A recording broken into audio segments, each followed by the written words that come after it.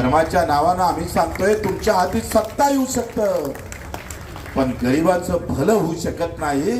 हे 75च्या वर्षामध्ये आम्हाला समजलं. ज्या मोदी साहेबानं माझ्या दिव्यांगाला अपंगाचा दिव्यांग शब्द दिला, पण पैसे किती दिले रे? पैसे दिले किती त्याला?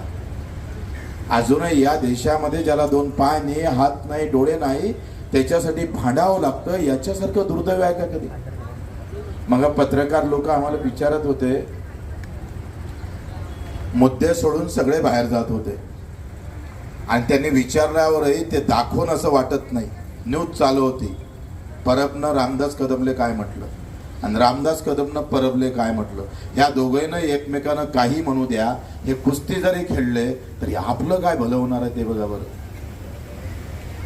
त्या दोघांच्या लढाई दाखवण्याचं कारण काय? क्या लॉजिक आहे तुम्हाला?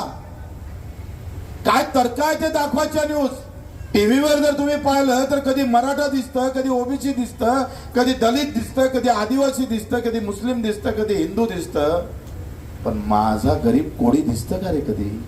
माझा दिव्यांग तिथं कधी दिसतं का? माझा शेतकरी तिथं दिसतं का? माझा कामगार दिसत नाही.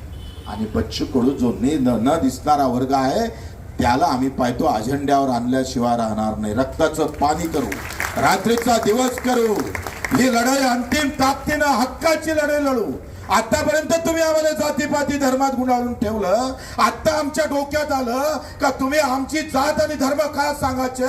कारण तुम्हाला सत्ता पाहिजे होते साल्यांनो, आमचं काही भलं करायचं नव्हतं तुम्हाला.